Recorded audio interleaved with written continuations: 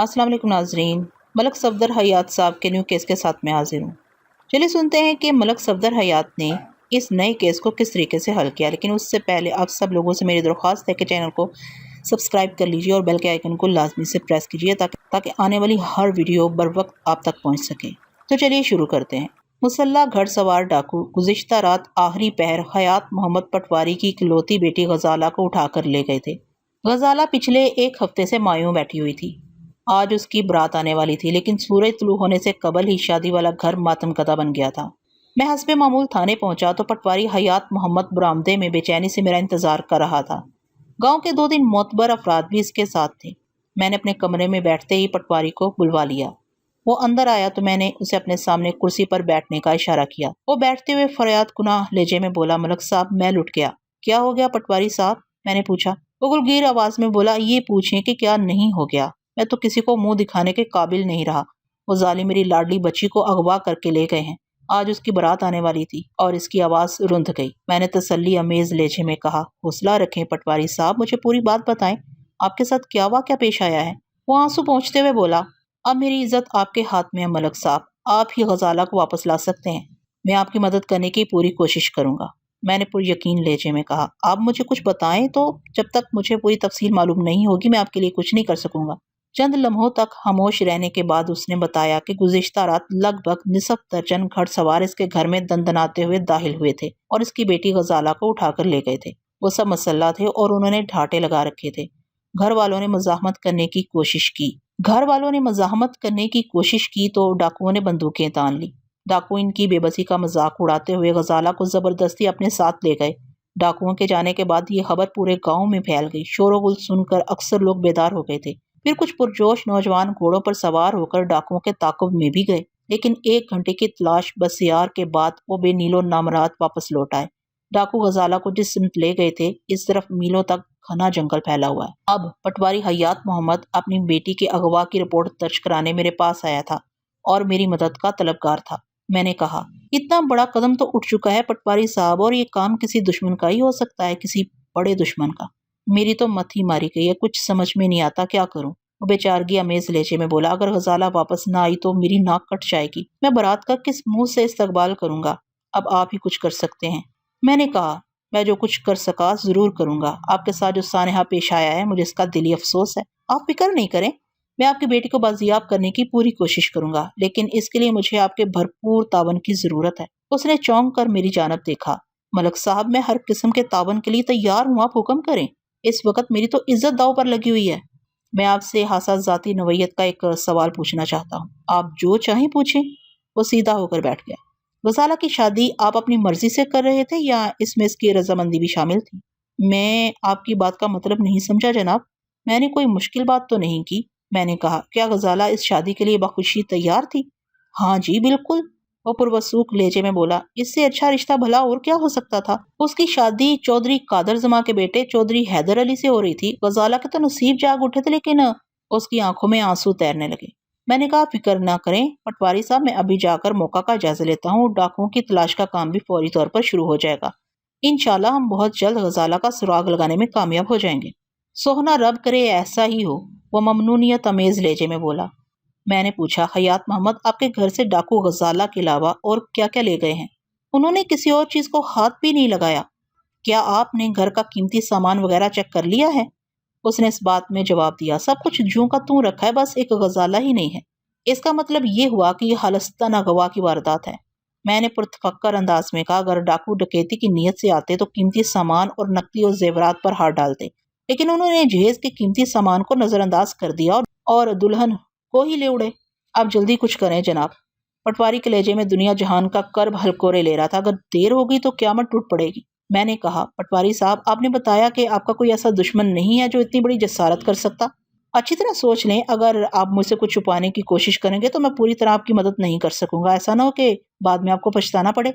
मैं बात खत्म करते ही इसकी आंखों में झांकने लगा। वो घबरा कर दूसरी तरफ देखने लगा। मुझे शक गुजरा कि कोई ना कोई ऐसी बात जरूर है जो पटवारी मुझसे छुपाना चाहता है। मैंने निस्बतन चुभते हुए लहजे में सवाल किया, पटवारी साहब, आपकी बयान करदा तफसीलात से ये बात वाज़ेह होती है कि डाकुओं को सिर्फ आपकी बेटी गजाला से सरोकार था और वो उसको उठाकर चलते बने। क्या मैं गलत कह रहा हूँ? میں سمجھا نہیں جناب، آپ کیا کہنا چاہتے ہیں؟ میں نے کہا، میں یہ کہنا چاہتا ہوں کہ کہیں آپ کی بیٹی کا کوئی چکر وغیرہ تو نہیں تھا؟ کیسا چکر؟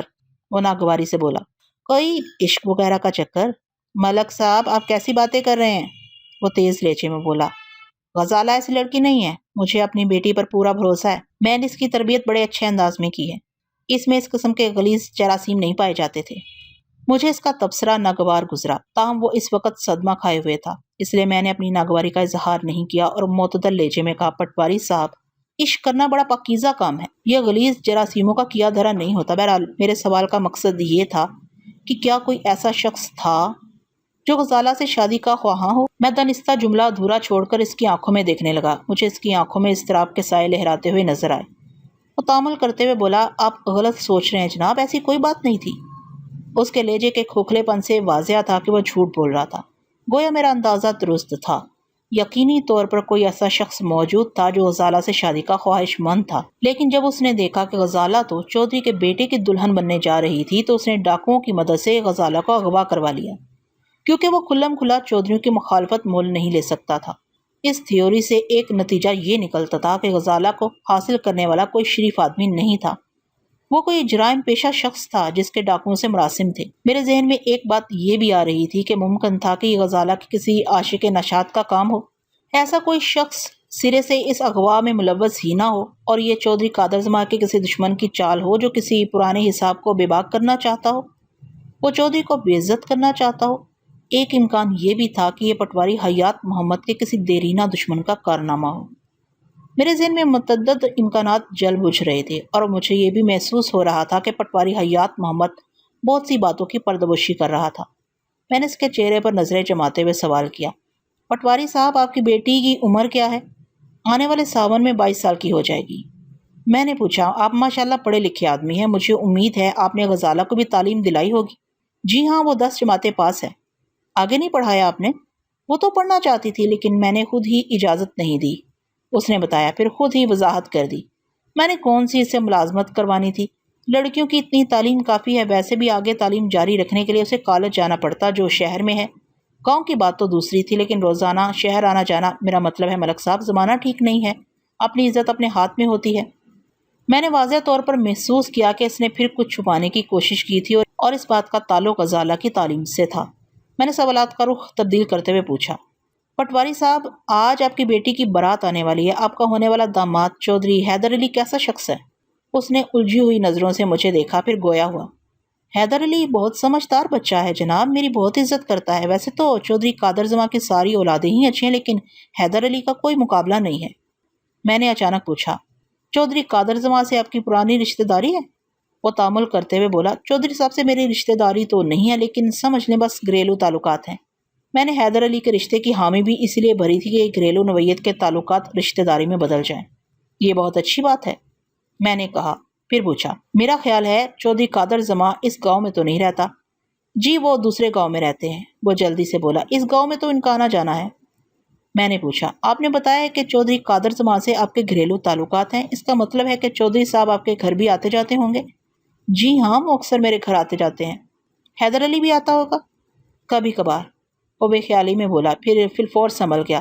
حیدر علی ہمیشہ بڑے چودھری صاحب کے ساتھ ہی آتا ہے جناب۔ حالانکہ میں نے پٹواری سے یہ نہیں پوچھا تھا کہ حیدر علی تنہا اس کے گھر میں آتا تھا یا اپنے باپ کے ساتھ آتا تھا، لیکن اسے خود ہی میری معلومات میں اضافہ کر دیا تھا۔ اس کا مطلب تھا کہ حیدر علی کے حوالے سے بھی اس کے دل میں کوئی چور تھا جو نداستگی میں اس کی زبان پر آ گیا تھا۔ میں نے سوال کیا، پٹواری صاحب لگتا ہے یہ شادی چھوٹے چودھری کی پسند سے ہو رہی تھی؟ آپ سے جھوٹ نہیں بولوں گا جناب، پٹواری نے سنجیدہ لہجے میں کہا، حیدر علی واقعی میری بیٹی کو پسند کرتا تھا۔ کیا غزالہ بھی اسے پسند کرتی تھی؟ اس نے ہچکچاہٹ امیز نظروں سے مجھے دیکھا اور بولا، میں نے غزالہ کی مرضی معلوم کرنے کے لیے اپنی بیوی سے کہا تھا، اور کشور نے مجھے تسلی بخش جواب دیا تھا۔ کیسا تسلی بخش جواب؟ میں نے استفسار کیا۔ وہ بولا، کشور نے بتایا کہ غزالہ چودھری حیدر علی سے اپنے رشتے کی بات سن کر خاموش ہو گئی تھی، اور اس نے انکار نہیں کیا تھا، بس گردن جھکا دی تھی۔ میں نے کہا، غزالہ نے انکار نہیں کیا تھا تو آپ نے سمجھ لیا کہ اسے یہ شادی منظور ہے؟ بالکل جناب، اگر غزالہ کو اس شادی پر کوئی اعتراض ہوتا تو وہ ضرور اس کا اظہار کر دیتی۔ وہ ہم میاں بیوی سے کچھ نہیں چھپاتی، وہ ہماری اکلوتی اولاد ہے، ہم نے اسے بڑی محبت سے پالا ہے، اسے یقین تھا کہ ہم اس کے سچے خیر خواہ ہیں۔ اگر ہم اس کی شادی چودھری حیدر علی سے کر رہے تھے تو اس میں بھی غزالہ ہی کی بھلائی تھی۔ میں نے کہا، اچھا ٹھیک ہے، آپ باہر جا کر بیٹھیں، میں ابھی آپ کے ساتھ چلتا ہوں۔ میری غزالہ مل جائے گی نا ملک صاحب؟ وہ امداد طلب نظروں سے مجھے دیکھتے ہوئے بولا۔ میں اپنی پوری کوشش کروں گا۔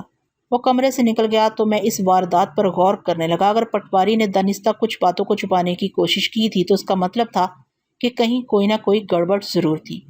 میں نے ASI محمد ریاض باجوہ کو اپنے کمرے میں بلایا اور ساری بات سمجھانے کے بعد موقع واردات پر چلنے کی تیاری کا حکم دیا۔ اسی وقت ایک کانسٹیبل نے اندر آ کر اطلاع دی، ملک صاحب ساتھ والے پنڈ کے چودھری صاحب آئے ہیں۔ کون سے چودھری صاحب؟ السلام علیکم ملک صاحب۔ کانسٹیبل کے جواب دینے سے پہلے ہی چودھری اندر آ گیا۔ میرا نام چودھری قادر زماں ہے۔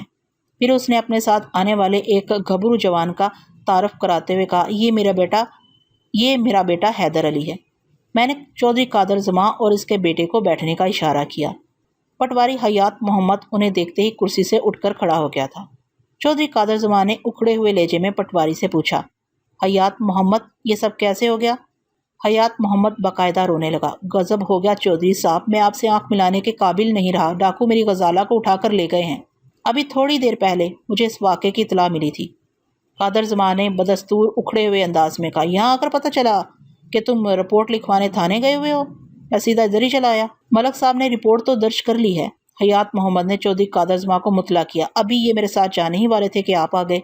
قادر زماں نے میری طرف دیکھتے ہوئے کہا، ملک صاحب، یہ آپ نے اپنے علاقے میں کیا اندھیر مچا رکھی ہے؟ مجھے اس کا طرز تخاطب سخت ناگوار گزرا، تاہم میں نے ضبط کا مظاہرہ کرتے ہوئے کہا، چودھری صاحب، میں اس علاقے کا اندھیر ختم کرنے کے لیے یہاں آیا ہوں۔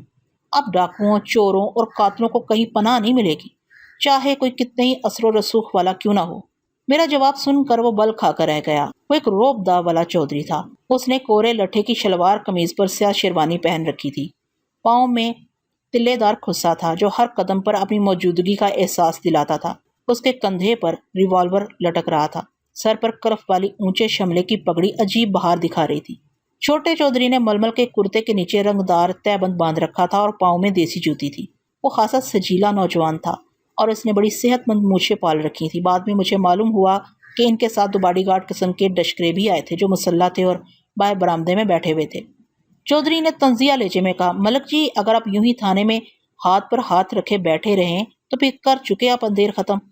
میں نے اس کے طنز کو پیتے ہوئے جواب دیا، آپ فکر نہ کریں چودھری صاحب، میں ابھی موقع واردات پر جا کر جائزہ لیتا ہوں۔ آپ کی نظروں کے سامنے فوری قانونی کارروائی کی جائے گی۔ چودھری حیدر علی نے کہا، آپ قانونی کارروائی کریں یا کچھ اور، مجھے شام سے پہلے غزالہ چاہیے بس۔ چودھری حیدر علی نے کہا، آپ، اس کے لہجے میں تحکم پایا جاتا تھا۔ میں نے کہا، جوان، تھانے دار تم ہو یا میں؟ تھانے دار تو آپ ہی ہیں، تو پھر مجھے تھانے داری سکھانے کی کوشش نہ کرو۔ میں نے سخت لہجے میں کہا، میں جانتا ہوں کہ مجھے اس موقع پر کیا کرنا چاہیے۔ وہ سینہ پھلاتے ہوئے بولا، تھانے دار صاحب، یہ میری عزت کا معاملہ ہے۔ اگر غزالہ واپس نہ آئی تو؟ میں نے اس کے کندھے پر ہاتھ رکھتے ہوئے تشفی امیز انداز میں کہا، میں تمہارے جذبات کو سمجھتا ہوں، مجھے اس واقعے کا واقعی دلی صدمہ ہے۔ تم حوصلہ رکھو، تمہاری ہونے والی بیوی کو میں ضرور ڈھونڈ نکالوں گا۔ ملک صاحب، چودھری قادر زماں نے رونت امیز لہجے میں کہا، آپ پیسوں کی پرواہ نہ کریں، اللہ نے مجھے بہت نواز رکھا ہے، میں آپ کے قدموں میں نوٹوں کا انبار لگا دوں گا۔ میں نے تمسخرانہ مسکراہٹ ہونٹوں پر لاتے ہوئے کہا، جس کام کے لیے مجھے گورنمنٹ نے اس تھانے میں متعین کیا ہے، اس کی مجھے سرکار تنخواہ بھی دیتی ہے اور میرے لیے وہی کافی ہے۔ آپ فکر نہ کریں، میں اپنے فرائض پوری طرح نبھاؤں گا۔ پھر بھی ہم ہر قسم کے تعاون کے لیے تیار ہیں۔ اگر ضرورت پڑی تو میں آپ کو ضرور زحمت دوں گا چودھری صاحب، میں نے کہا اور ASI کو دوبارہ اشارہ کیا جو چودھری کی آمد کے باعث وہیں رک گیا تھا۔ چودھری قادر زماں اور چودھری حیدر علی ایک سجے سجائے تانگے میں وہاں پہنچے تھے۔ میں ان کے ساتھ ہی بیٹھ گیا۔ ASI دو کانسٹیبلوں کے ساتھ سائیکلوں پر سوار ہو کر پٹواری حیات محمد کے گھر کی طرف چل دیا۔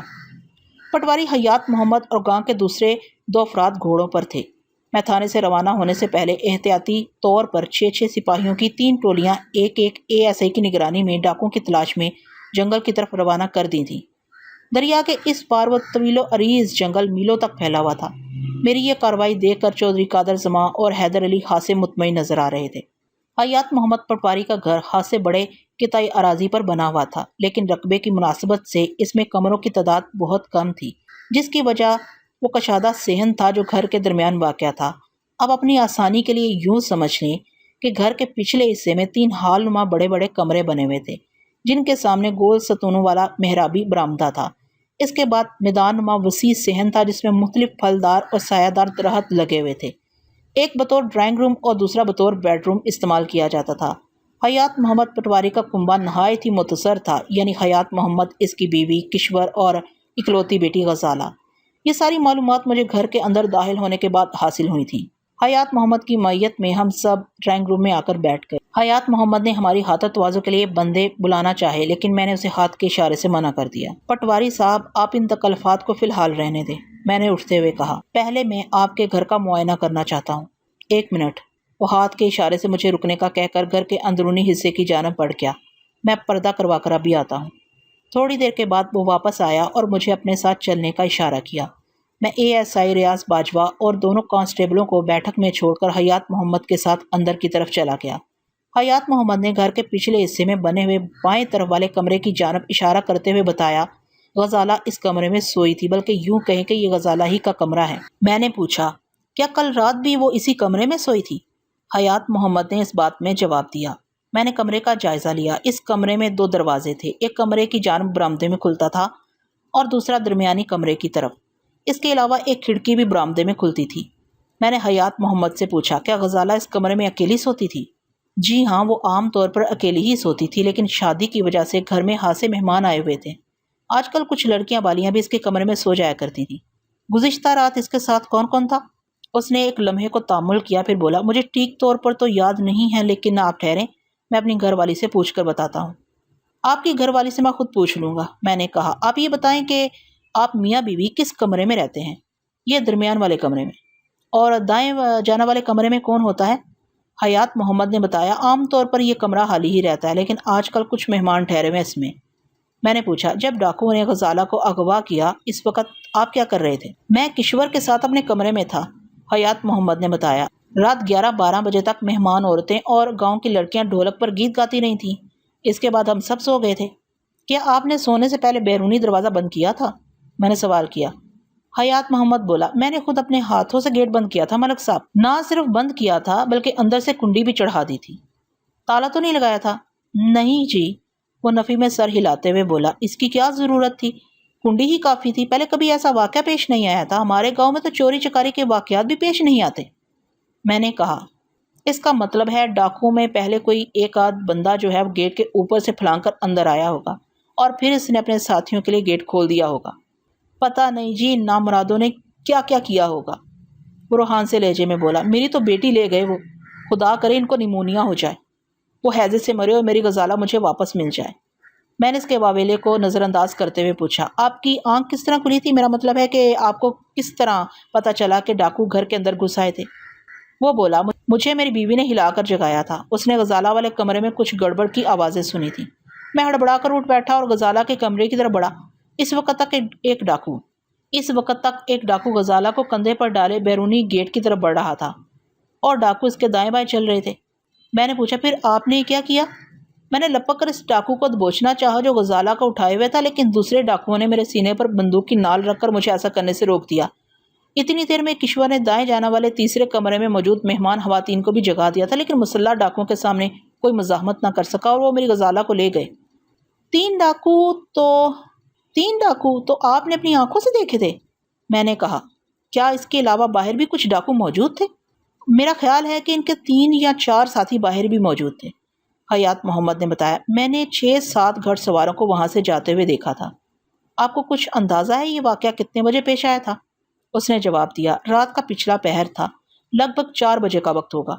میں حیات محمد کے سارے جواب اپنی ڈائری میں نوٹ کرتا جا رہا تھا۔ میں نے کہا، یہ کچا بیان ہے، پکا بیان تھانے چل کر ہوگا۔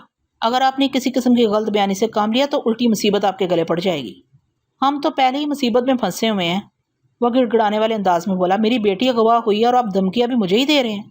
یہ دھمکی نہیں ہے حیات محمد، میں نے اس کے کندھے پر ہاتھ رکھتے ہوئے کہا، آپ کے بیان کی روشنی میں کارروائی کروں گا، اس لیے کوئی گڑبڑ نہیں ہونی چاہیے۔ اس نے مجھے یقین دلایا کہ وہ کوئی ایسی گڑبڑ نہیں کرے گا۔ پھر میرے ایما پر اس نے مجھے وہ کمرہ دکھایا جہاں غزالہ کے جہیز کا سامان رکھا تھا۔ یہ کمرہ دراصل درمیانی کمرے کے پچھواڑے میں بنا ہوا ایک خفیہ کمرہ تھا، جس کا راستہ حیات محمد کے کمرے سے تھا۔ یوں سمجھ لے کہ حیات محمد والے بڑے کمرے کو تقسیم کر کے 2 کمرے بنا لیے گئے تھے، باہر سے وہ ایک ہی کمرہ نظر آتا تھا۔ میں نے کہا، حیات محمد، ڈاکوؤں نے آپ کے گھر کی کسی چیز کو چھونا بھی گوارا نہیں کیا اور صرف آپ کی بیٹی کو اٹھا کر لے گئے، اور وہ بھی اس کمرے سے، اور وہ بھی اس کے کمرے سے۔ جانتے ہیں اس کا کیا مطلب نکلتا ہے؟ اس نے سوالیہ نظروں سے مجھے دیکھا۔ میں نے اپنی بات کی وضاحت کرتے ہوئے کہا، حیات محمد، اس کا واضح مطلب یہی ہے کہ وہ صرف غزالہ ہی کے لیے آئے تھے اور انہیں یہ بھی معلوم تھا کہ غزالہ کس کمرے میں سوتی ہے۔ اغوا کی یہ واردات کسی گھر کے بھیدی کے توسط سے کی گئی ہے اور کسی خاص مقصد کے تحت، مگر آپ کا تو کوئی ایسا دشمن ہے ہی نہیں، کیوں؟